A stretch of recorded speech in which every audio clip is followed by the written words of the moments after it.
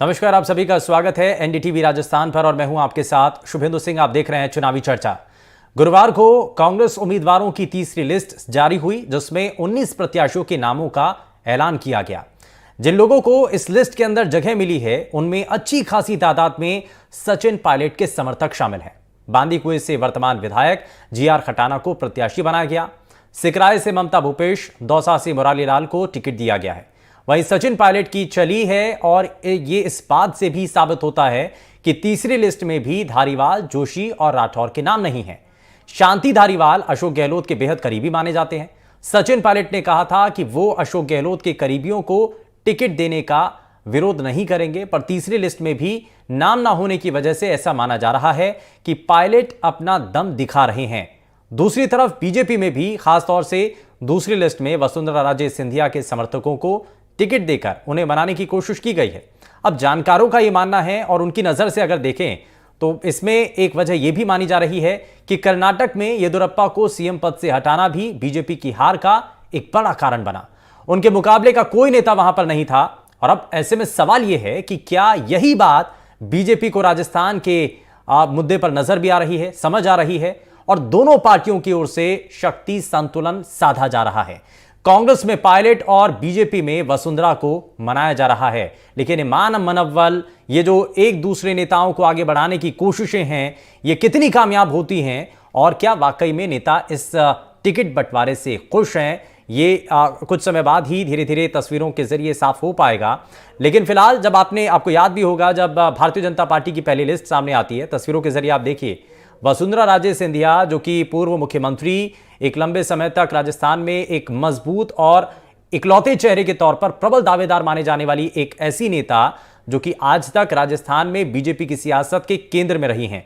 हालांकि इससे पहले के चुनाव के अंदर वसुंधरा राजे सिंधिया की भूमिका को लेकर के जब सवाल उठे, क्योंकि भारतीय जनता पार्टी हार गई, उसके बाद से ही धीरे धीरे पार्टी की तरफ से और बहुत सारे पॉलिटिकल विश्लेषकों का यह मानना था कि वसुंधरा राजे सिंधिया को साइडलाइन किया जा रहा है। लेकिन इस साइडलाइन करने के बाद दूसरी धुरी खड़ी करनी थी, वहां पर नेताओं की एक फौज तैयार करनी थी और वो शुरुआत की लिस्ट के अंदर नजर भी आता है, क्योंकि बीजेपी ने भारतीय जनता पार्टी की तरफ से 7 सांसदों को विधानसभा चुनाव के मैदान में उतार दिया। अब ऐसे में यह माना जा रहा है कि सांसदों के जरिए विधायकों विधानसभा चुनाव के अंदर क्या बीजेपी अपनी पूरी ताकत लगाना चाहती है, इसके पीछे का मतलब क्या है? क्या क्योंकि एक ये भी कहा जा रहा है कि दिया कुमारी को विद्याधर नगर से जो मैदान में उतारा गया, वो भी राजघराने से आती हैं, राजकुमारी हैं, और साथ ही साथ एक महिला भी होने के नाते एक ऑल्टरनेट ऑप्शन के तौर पर क्या वो बन सकती हैं। ये बहुत सारी चीज़ें चर्चाओं के घेरे में थी, लेकिन ये माना जाने लगा क्योंकि वसुंधरा राजे खेमे के कई ऐसे समर्थक थे जिनको पहली लिस्ट के अंदर जगह नहीं मिली थी। माना जा रहा था कि वसुंधरा राजे सिंधिया को साइडलाइन किया जा रहा है, लेकिन जब दूसरी लिस्ट आई तो आप ये देखिए कि उसमें जगह मिलती है। माना जाता है कि शायद अब धीरे धीरे चीज़ों को भारतीय जनता पार्टी के नेताओं ने समझा है और इसीलिए उनको दूसरी लिस्ट के अंदर जगह दी गई। और चलिए जरा इन सभी चीजों को समझने की कोशिश करते हैं। हमारे साथ 2 खास मेहमान कार्यक्रम में जुड़ चुके हैं। सबसे पहले आपको मिलवा देते हैं उनसे और उसके बाद हम चर्चा को आगे बढ़ाएंगे। इस बीच हमारे साथ वरिष्ठ पत्रकार रविंद्र सिंह श्योरान हमारे साथ कार्यक्रम में जुड़ चुके हैं। रविंद्र जी, बहुत स्वागत है आपका एनडीटीवी राजस्थान पर। और भारतीय जनता पार्टी से प्रवक्ता अशोक सिंह शेखावत जी हमारे साथ कार्यक्रम में जुड़ चुके हैं। अशोक जी, बहुत स्वागत है आपका कार्यक्रम में। मैं जल्दी से एक रिएक्शन सबसे पहले मैं रविंद्र जी आपसे लेना चाह रहा हूं इस पर। आप देखिए कि पावर बैलेंस करने की बहुत कोशिश है। कल हमने लिस्ट को लेकर के भी चर्चा की थी, तो ये देखा गया था कि पहले गहलोत खेमे के जो उनके बहुत नज़दीकी थे उनको जगह दी गई थी लिस्ट के अंदर, और जब ये तीसरी लिस्ट आती है तो उसमें ये भी नजर आता है कि पायलट खेमे को नाराज नहीं करना चाहता है पार्टी आलाकमान, इसलिए उनके समर्थकों को भी उस लिस्ट के अंदर जगह दी गई। ये कांग्रेस के अंदर नहीं है, ये बीजेपी के अंदर भी चल रहा है, क्योंकि पहली लिस्ट के अंदर अगर देखा जाए तो कई ऐसे खास थे वसुंधरा राजे सिंधिया के समर्थक माने जाने वाले कई ऐसे नेता विधायक जिनको पहली लिस्ट के अंदर जगह नहीं मिली, लेकिन दूसरी लिस्ट आती है तो वहां पर उनको जगह मिलती है। तो पावर बैलेंस करने की जो गेम है वो पॉलिटिकल पार्टियां बीजेपी कांग्रेस दोनों कर रही है। क्या इसमें आपको नजर आता है सर? जी बिल्कुल, नमस्कार शुभेंदु जी। देखिए, जिस तरह से जब यहाँ पर सचिन पायलट ने करीब 3 साल पहले जब पार्टी में एक किस्म से बगावत की थी और उसके बाद उनको मनाया गया था प्रियंका गांधी की मध्यस्थता के बाद, जब सारी बातें को विचार विमर्श किया गया था, तब इस बात की भी चर्चा हुई थी कि जो इनके साथ विधायक गए हैं, उन तमाम विधायकों को टिकट दिया जाए। और देखिए, जो सूचियां अभी तक आई हैं उनमें एक भी ऐसा विधायक नहीं है जो सचिन पायलट के साथ उस वक्त गया हो और उसका टिकट कट गया। जबकि बार बार ये बात चल रही थी, मुख्यमंत्री अशोक गहलोत से लेकर पार्टी के दूसरे जो बड़े नेता हैं वो लोग भी इस बात का दावा कर रहे थे कि इस बार शायद 30 से 40% जो पिछले प्रत्याशी थे उनकी टिकटें काटकर नए लोगों को मौका दिया जाएगा। और उसके लिए एक लंबी चौड़ी कवायद जो है वो हमने देखी, बड़ी बड़ी बातें पार्टी ने की, लेकिन सब लोग वही रहे। और उसी तरीके से भारतीय जनता पार्टी जो एक लंबे समय तक, पिछले करीब 4.5 साल और 10 महीने तक वो दिखाती रही कि इस बार प्रदेश में सब लोग सामूहिक नेतृत्व के तहत चुनाव लड़ेंगे और प्रधानमंत्री नरेंद्र मोदी के चेहरे के साथ आगे बढ़ेंगे, ना कि किसी स्थानीय नेता को मुख्यमंत्री के तौर पर आगे बढ़ाया जाएगा। लेकिन जैसे ही पहली सूची आई उसके बाद बीजेपी ने शायद ये रियलाइज किया कि अगर प्रदेश में हमको आगे बढ़ना है, कई बैठकों का दौर चलने के बाद, कि अगर हमको प्रदेश में जीत की तरफ आगे बढ़ना है तो कहीं ना कहीं वसुंधरा राजे को इग्नोर करना हमारे लिए फिलहाल संभव नहीं है। क्योंकि देखिए, वसुंधरा राजे का अपना हर विधानसभा क्षेत्र में अगर कहीं वोट है, तो अगर कांग्रेस पार्टी की वो बात करें तो कांग्रेस पार्टी में अशोक गहलोत के पास लगभग हर विधानसभा क्षेत्र में वोट है। वैसे ही वसुंधरा राजे के अलावा भारतीय जनता पार्टी में ऐसा कोई दूर दूर तक नेता नहीं दिखता है जिसका कि हर क्षेत्र में और हर जाति में एक बड़ा प्रभाव हो। ठीक है, आप अगर तमाम जो बड़े नेता हैं भारतीय जनता पार्टी के, उनकी तरफ आप एक नजर मारेंगे तो उसमें गजेंद्र सिंह शेखावत, राजेंद्र राठौड़, नरपत सिंह राजवी, राजकुमारी दिया सिंह, उसके बाद राज्यवर्धन राठौड़, सिद्धि कुमारी, तमाम लोग जो आप देख रहे हैं ये तमाम एक जाति विशेष को चिन्हित करने के तरफ इशारा करते हैं। जबकि यही राजस्थान है जिसमें एक दौर में नारे लगते थे कि हाड़ौती क्षेत्र है उसमें से हाड़ौती के 3 लाल, चतुर्वेदी, कौशल और दाऊ दयाल, यानी कि दूसरी जो कांग्रेस पार्टी जिन बातों को उठा रही है कि जो दूसरे जो वोटर्स हैं, दूसरी जो जातियां हैं उनका प्रतिनिधित्व कहीं ना कहीं कम है। और वसुंधरा राजे शायद उन तमाम जो जातियां हैं उनका प्रतिनिधित्व करती हैं। वो बार बार अपनी रैलियों में पहले से कहती रही हैं कि मैं राजपूत घर में पैदा हुई हूं, जाटों में मेरी शादी हुई है और मैं समधन हूं गुर्जर समुदाय की। तो वो कहीं ना कहीं जाति का संतुलन वो करती थी। और ठीक उसी तरीके से अशोक गहलोत ओबीसी के नेता हैं, वैसे सचिन पायलट जो है वो ओबीसी के नेता है, और गोविंद डोटासरा वो जाटों के एक नेता के तौर पर उभरे हैं। तो उस तरीके से शक्ति का संतुलन दोनों राजनीतिक दल करने की कोशिश कर रहे हैं। एक बात शुभेंदु जी बिल्कुल तय है कि चुनाव शुरुआत जिस तरीके से हुई थी उस तरीके से बढ़ता हुआ दिखाई नहीं दे रहा है।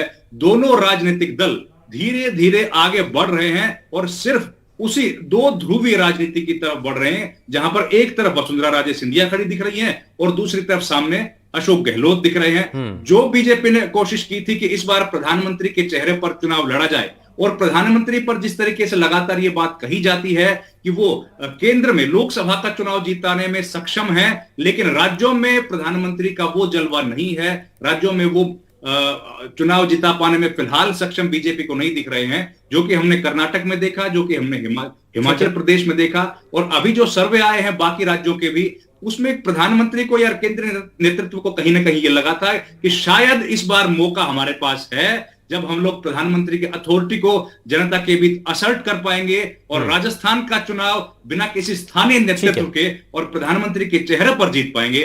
लेकिन शायद दूसरी सूची में हमको उस जो रणनीति में बदलाव साफ साफ दिखाई दे रहा है और फिर से चुनाव वसुंधरा राजे और अशोक गहलोत के बीच होता हुआ दिखाई दे रहा है। शुभेंदु बिल्कुल, और ये बड़ा सटीक आपने विश्लेषण किया है। मैं अशोक शेखावत जी के पास आता हूं।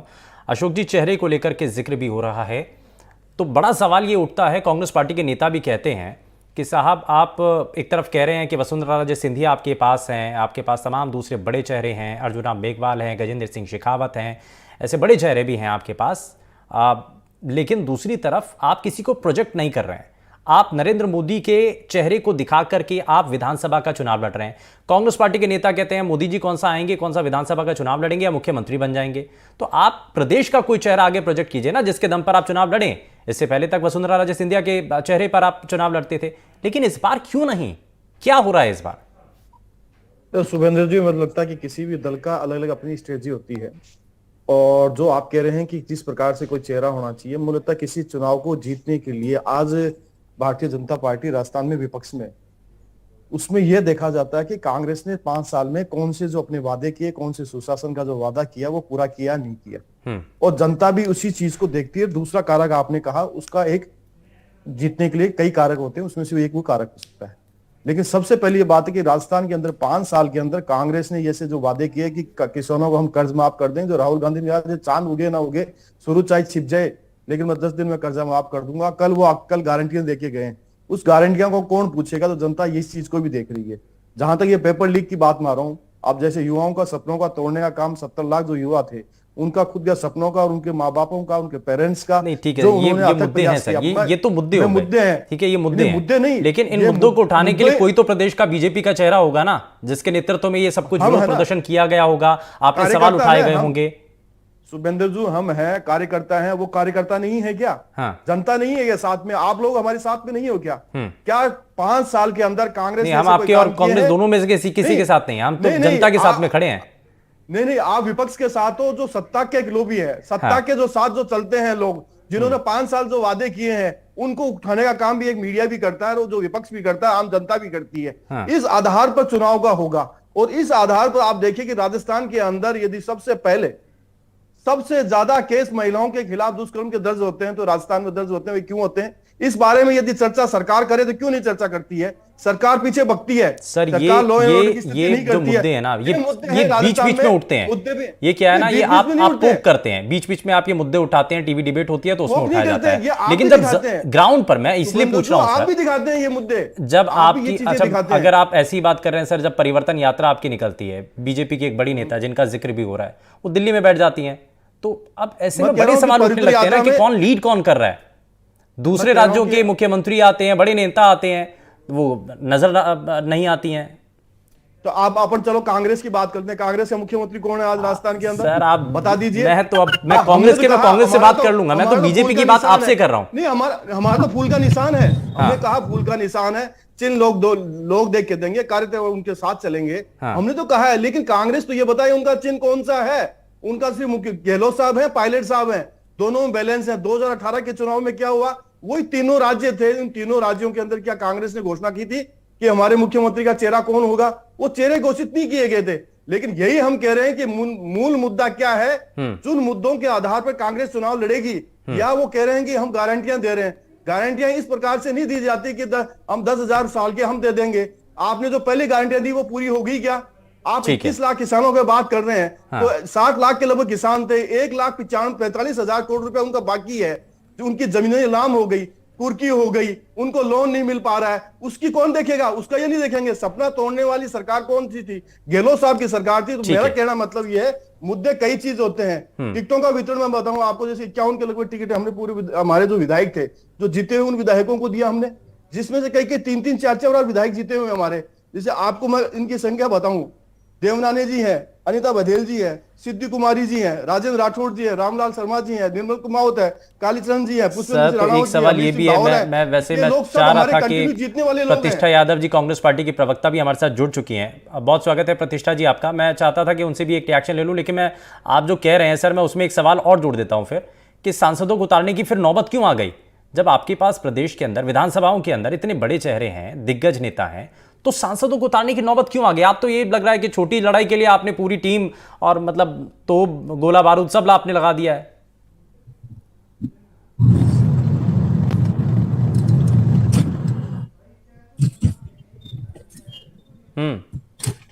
अशोक जी, दी जा सकती है। हाँ। और कांग्रेस ने भी पहली भली भांति जिम्मेदारी दी है, आज वो मना करेंगे?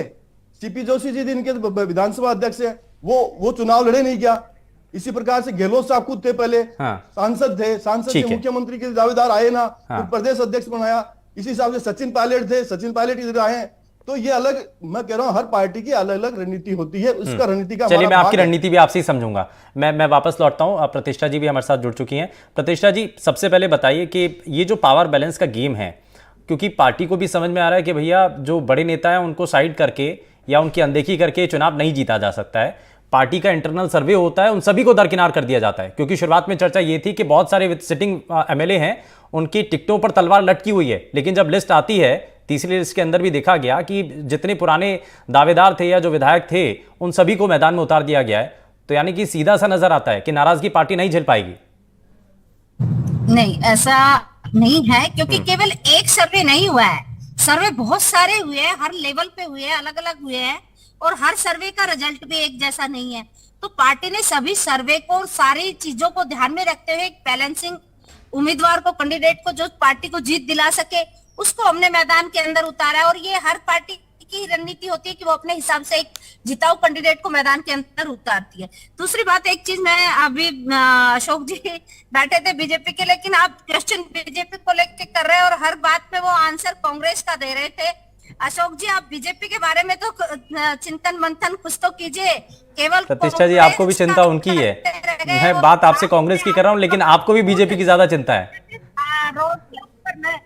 रोडों पे नजर आए आपके कार्यकर्ता, जिस तरह से वो चीजें अगर आप पहले अपना विश्लेषण कर लेते कांग्रेस का ना करके, तो वो ज्यादा बेहतर होता। हमने समय से विश्लेषण किया और समय से ही सारी चीजों को, जो भी, क्योंकि देखिए कोई भी एक छोटे से परिवार को भी हम चलाते हैं, उसमें भी जितने लोग रहते हैं सब एक मत नहीं होते, सबकी भावनाओं को ध्यान में रखकर काम करना होता है जब परिवार चलता है। और कांग्रेस एक बहुत बड़ा परिवार है, जब इसको चलाना है इतने बड़े परिवार को, तो उसमें सब छोटी मोटी बातें एक दूसरे की रहे। हमारे यहाँ तो लोग ये परिवार को चलाने की जरूरत है या मजबूरी बन चुके हैं नेता? ये भी एक बड़ा सवाल है। रिएक्शन रविंद्र जी से ले लेता हूँ। रविंद्र जी, इसमें यह भी नजर आता है कि प्रदेश के अंदर जो बड़े दिग्गज नेता हैं, उनकी आज कद इतना बड़ा है कि पार्टी आला कमान उनको नजरअंदाज बिल्कुल भी नहीं कर सकता है। इधर चाहे अशोक गहलोत हो, चाहे सचिन पायलट हो, इधर चाहे भारतीय जनता पार्टी में वसुंधरा राजे हो या तमाम दूसरे नेता हो, तो ये पार्टी के लिए बड़ी मुश्किल है। चाहे इंटरनल सर्वे कुछ भी कहते हो, ये शुरुआत में बड़ी चर्चा थी और पब्लिक डोमेन में भी कई बार आया सामने कि देखिए साहब 30 से 40% ऐसे नेता हैं जिनकी टिकटों पर तलवार है, टिकटें बदली जा सकती हैं, लेकिन उस सब को यानी कि नुकसान भी झेला जाएगा, लेकिन नेताओं की नाराजगी नहीं। देखिए शुभेंदु जी, जिस दिन से चुनाव एक साल के भीतर प्रवेश किए, उस दिन से ये चर्चाएं आम हो गई थी पूरे प्रदेश में कि राजनीतिक दल जो कांग्रेस और बीजेपी दोनों मुख्य राजनीतिक दल हैं, उन्होंने अपने अपने सर्वे शुरू कर दिए हैं और कोई पार्टी 5 सर्वे तो कोई पार्टी 7 सर्वे कर रही है।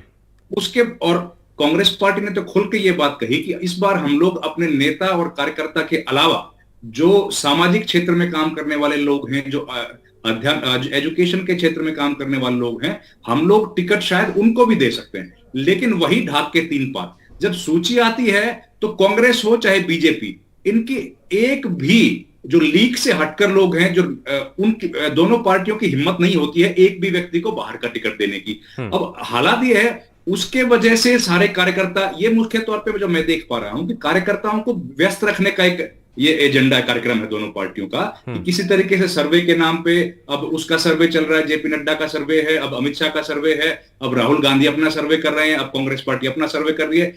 अपने अपने कार्यकर्ताओं को व्यस्त रखिए और आखिरी में जब सूचियां घोषित की जाती हैं तो दोनों पार्टियों का एक ही जवाब होता है कि हमने जिताऊ उम्मीदवार को टिकट दिया है।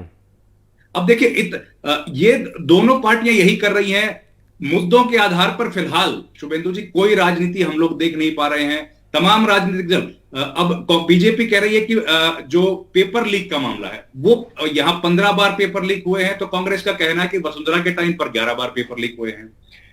बेरोजगारी का मामला है, उसको मुद्दा नहीं बनाया जा रहा है।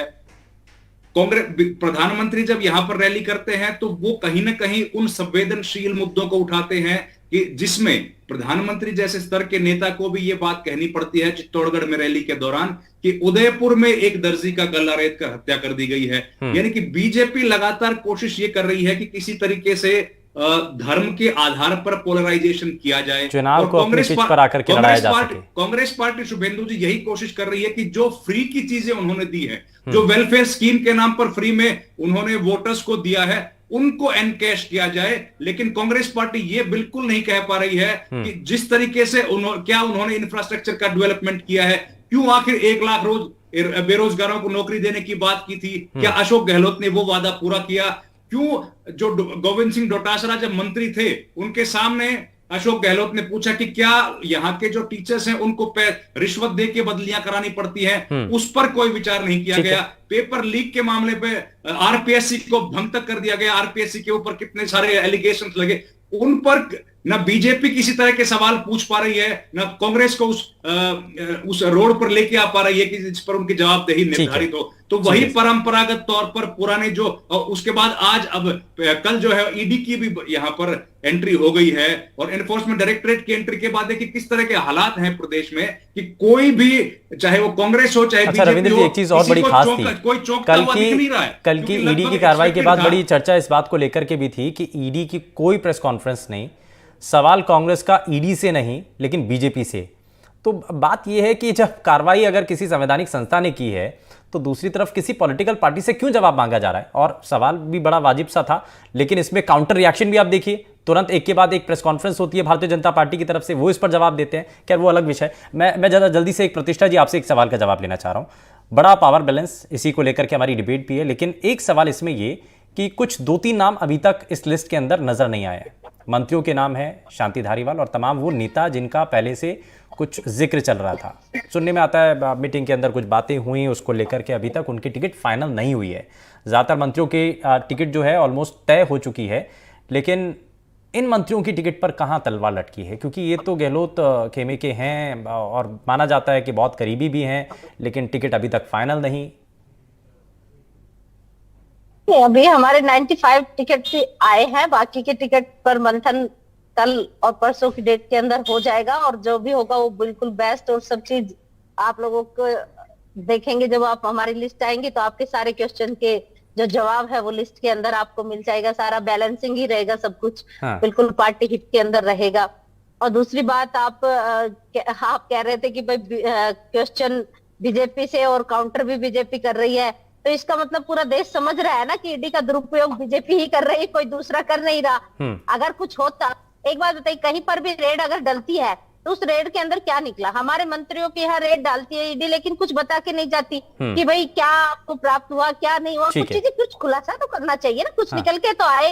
लेकिन मैं जरा जल्दी से एक रिएक्शन में, ठीक है समय थोड़ा सा कम है, मैं जरा जल्दी से एक रिएक्शन ले रहा हूँ। अशोक जी कुछ कहना चाह रहे हैं? अशोक जी समय बहुत कम है, जरा जल्दी से बात पूरी कीजिए। ये गलत। मैं कह रहा हूँ कि यदि मुख्यमंत्री जी के बेटे को यदि सम्मान मिल जाता था, कितना हड़कम मचता है। और आज से अगस्त के अंदर सर्च डालती है ईडी 3 दिन तक, और उसमें डॉक्यूमेंट्री, डिजिटल और पैसे के बरामदगी वाले कार्रवाई होती है, तो उस समय तो क्यों नहीं बोलते हैं ये? ठीक है। और पेपर लीक के अंदर, मैं एक और बता दूं, पेपर लीक के अंदर ईडी आज से कार्रवाई नहीं करी है, जो इन्होंने पहले से कई कार्रवाई इसमें हो चुकी है। खैर समय थोड़ा सा कम है, माफी के साथ रुक रहा हूं। बहुत शुक्रिया सर, बहुत शुक्रिया सभी का अपना कीमती समय देने के लिए, एनडीटीवी राजस्थान के साथ जुड़ने के लिए बहुत शुक्रिया।